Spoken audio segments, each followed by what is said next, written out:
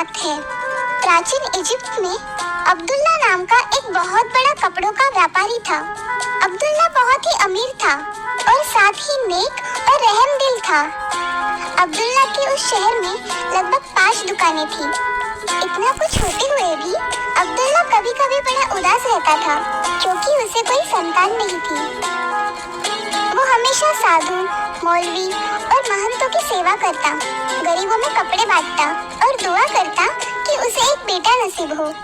आखिर भगवान ने उसकी सुन ली और जल्द ही उसके घर में एक बच्चे का जन्म हुआ। अब्दुल्ला ने बड़े प्यार से उसका नाम सुल्तान रखा। एक दिन अब्दुल्ला ने एक ज्योतिष को घर बुलाया। ज्योतिष ने बच्चे की कुंडली देखी और कहा, ये लड़का शूर है, लेकिन जब ये 16 साल का हो जाएगा तब उस पर बहुत बड़ा संकट आएगा, जिससे उसका जीवन बड़ा ही दुखदायी हो जाएगा। मेरा बेटा शूरवीर है ना, यही काफी है।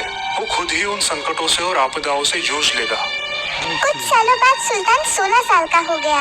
अब्दुल्ला के बहुत समझाने पर भी सुल्तान दुकान पर ध्यान न देता। उसका सारा ध्यान खेल कूद में ही लगा रहता था। अब्दुल्ला को अपने बेटे की बहुत चिंता होती। उसी चिंता ने उसे घेर लिया और वो बहुत बीमार पड़ गया और इसी बीमारी में उसकी मौत हो गई। सुल्तान को व्यापार की कोई समझ न थी। इसी वजह से जल्द ही उनका दिवाला निकल पड़ा। जल्द ही उसे अपनी 5 दुकानें बंद करनी पड़ी। अब उसके पास उनका बड़ा सा मकान ही बचा हुआ था जिसमें वो और उसकी माँ रहती थी। एक दिन रात के समय जब सुल्तान सो रहा था, एक वृद्ध सन्यासी उसके सपनों में आया। सुल्तान बेटा, उठो। आप कौन हो? घबराओ मत, अब मेरी बात ध्यान से सुनो। तुम कल सुबह उठकर ईरान देश के लिए निकल पड़ना। वहाँ तुम्हारा नसीब झगमगा उठेगा। इतना कहते ही वो सन्यासी गायब हो गया। सुल्तान नींद से जाग गया और उसने वो बात अपने माँ को बताई। बेटा, सपने कभी सच नहीं होते, उन पर विश्वास कैसे किया जाए? लेकिन माँ, मुझे ये सपना सच लग रहा है और जो सन्यासी मेरे सपनों में आया था वो भी बड़ा शक्तिशाली लग रहा था। मुझे लगता है कि मुझे ईरान देश जाना चाहिए। और इस तरह अपने माँ की बात ना सुनकर सुल्तान ईरान देश आ पहुँचा। बड़ी दूर की यात्रा होने के कारण वो बहुत थक गया था। उसे जल्द ही नींद आ गई। सपने में फिर से वही सन्यासी उसके सामने आया।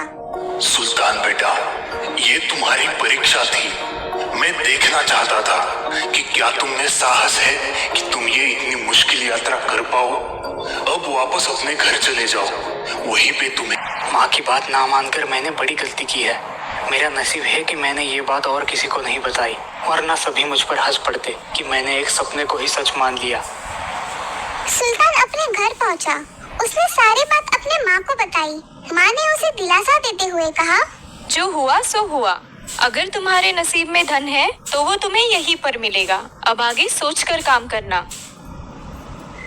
सुल्तान ने अपने माँ की बात मान ली, लेकिन उसी रात फिर वही सन्यासी उसके सपनों में आया। सुल्तान, तुम्हारे नसीब खुलने का समय आ चुका है। कल सुबह उठकर अपने पिताजी के कमरे में जाके तुम उस कमरे की खुदाई करना।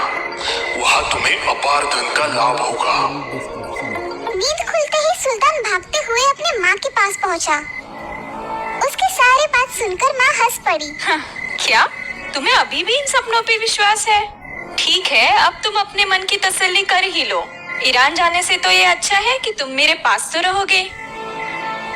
सुल्तान ने उस कमरे की खुदाई शुरू की। बहुत देर तक खुदाई करने के बाद उसे लगने लगा कि उसने फिर से कोई बेवकूफी की है। इतना बड़ा पत्थर!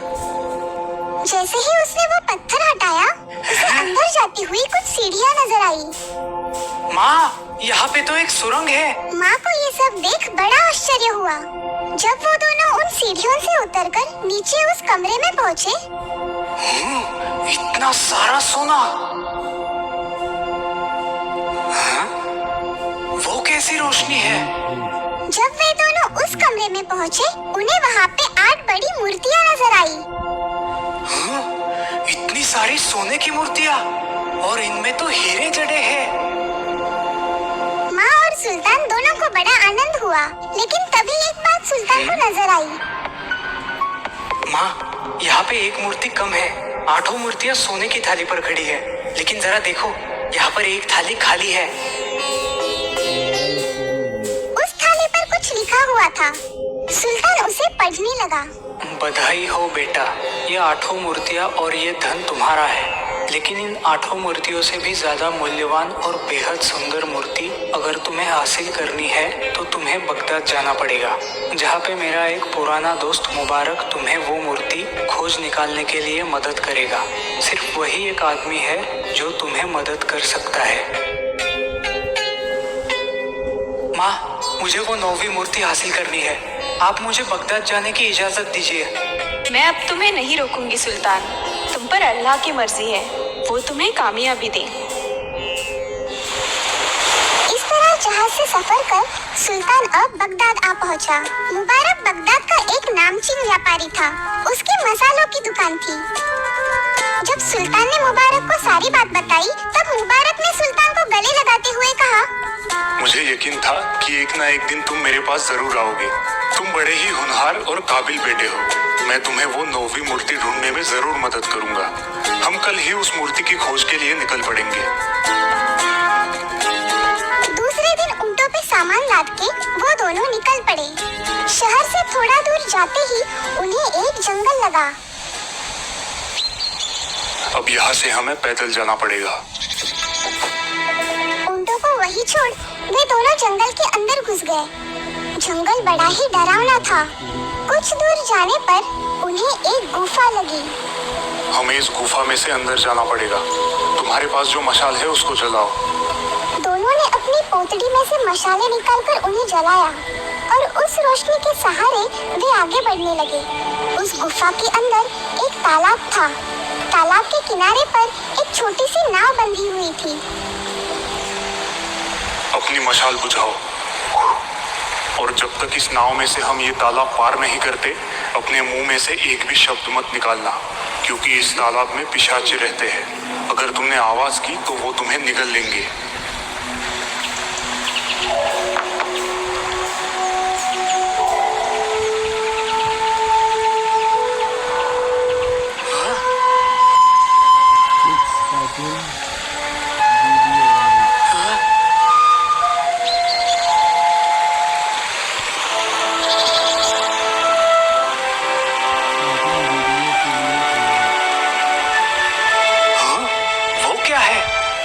राक्षसों के राजा का महल है।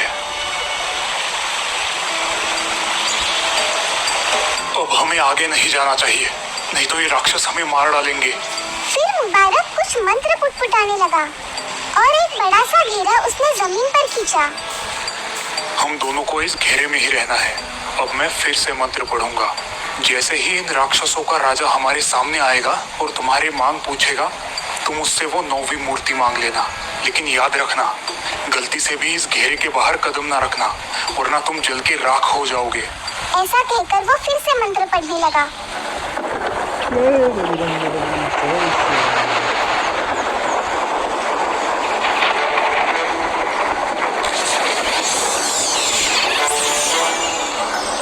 सुल्तान, आखिर तुम यहाँ तक आ ही पहुँचे। मैं ही वो वृद्ध सन्यासी हूँ जो तुम्हारे सपने में आता था। हाँ? मैंने ही तुम्हारे पिताजी को भी मदद की थी और तुम्हें भी करना चाहूंगा, लेकिन इसके बदले में तुम्हें मेरा एक काम करना पड़ेगा।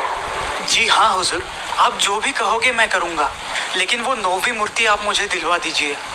जरूर जरूर, लेकिन उस 9वीं मूर्ति के बदले तुम्हें मेरे लिए एक बड़ी ही खूबसूरत लड़की लानी पड़ेगी, जिससे मैं शादी कर सकूं। लेकिन याद रखना, वो लड़की ना कि सिर्फ खूबसूरत होनी चाहिए, बल्कि मन की सच्ची, दयालु और निष्कपट भी होनी चाहिए।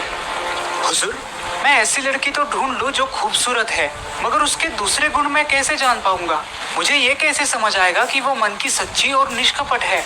मैं तुम्हें एक आईना देता हूँ, जिसमें झांकते ही वो आईना हंसने लगे तो जान लेना कि वही लड़की निष्कपट और मन की सच्ची है।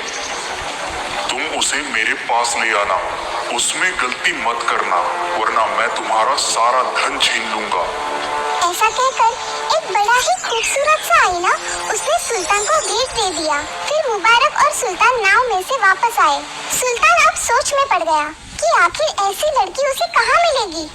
सुल्तान, तुम्हारी उलझन का हल मेरे पास है। बगदाद शहर में एक से बढ़कर एक बड़ी खूबसूरत लड़कियां हैं। हम ऐलान करके हमारे महल पर उन लड़कियों के लिए एक बड़ी दावत रखेंगे और एक एक कर उन सभी लड़कियों को उस आईने के सामने लाएंगे।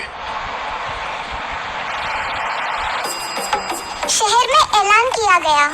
इस शहर की तमाम नौजवान और खूबसूरत लड़कियों को ये दावत दी जा रही है।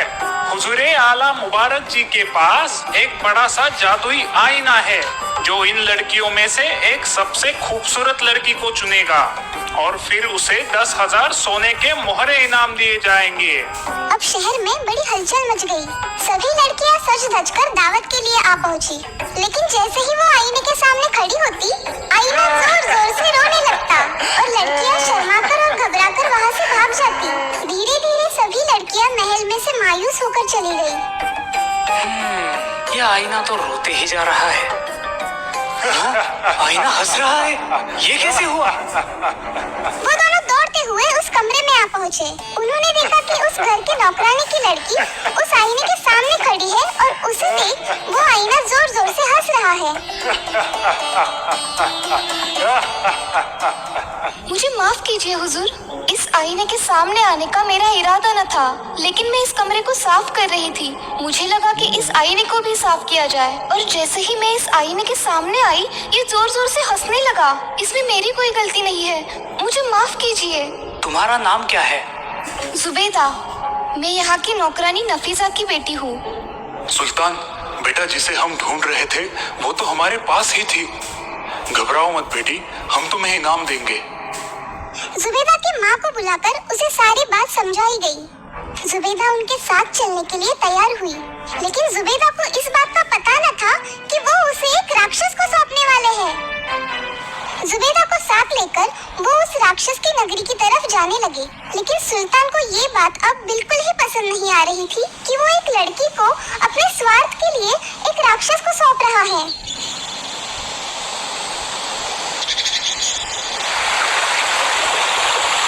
तुम बड़े ही परेशान दिखाई दे रहे हो। चाचा जान, ये लड़की बड़ी ही भोली और नेक है। क्या उसको राक्षस को सौंपना ठीक रहेगा?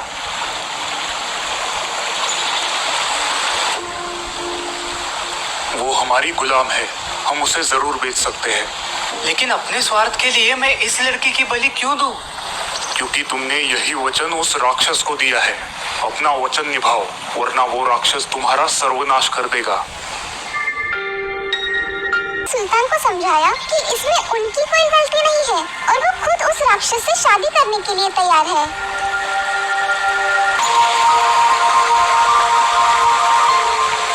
अब वो उस महल के पास आ पहुँचे। मुबारक ने मंत्र पढ़े और राक्षसों का राजा उनके सामने आ खड़ा हुआ। सुल्तान, तुमने अपना वचन पूरा किया। मैं तुम पे बड़ा ही खुश हूँ। अब घर वापस जाओ, तुम्हें वो 9वीं सबसे मूल्यवान मूर्ति मिल जाएगी। सुल्तान ने जुबैदा को उस राक्षस को सौंपा। क्या हुआ बेटा, तुम खुश नहीं हो? सुल्तान ने उसे सारी बात बताई। क्या तुम जुबैदा से प्यार करने लगे थे? हाँ, शायद, क्योंकि वो बड़ी ही नेक और मन की सच्ची थी। जो हुआ उसे बदला नहीं जा सकता, लेकिन एक बात हो सकती है। राक्षस ने कहा था कि वो 9वीं मूर्ति तुम्हें मिल जाएगी। तो अब हम नीचे जाके देखते हैं कि क्या उसने अपना वचन निभाया है, और अगर उसने अपना वचन निभाया होगा तो हम वो मूर्ति उसे वापस कर देंगे और उसके बदले में हम उस लड़की को उससे छुड़ा लेंगे। सुल्तान को ये बात पसंद आई। वो दोनों नीचे उस कमरे में पहुँचे।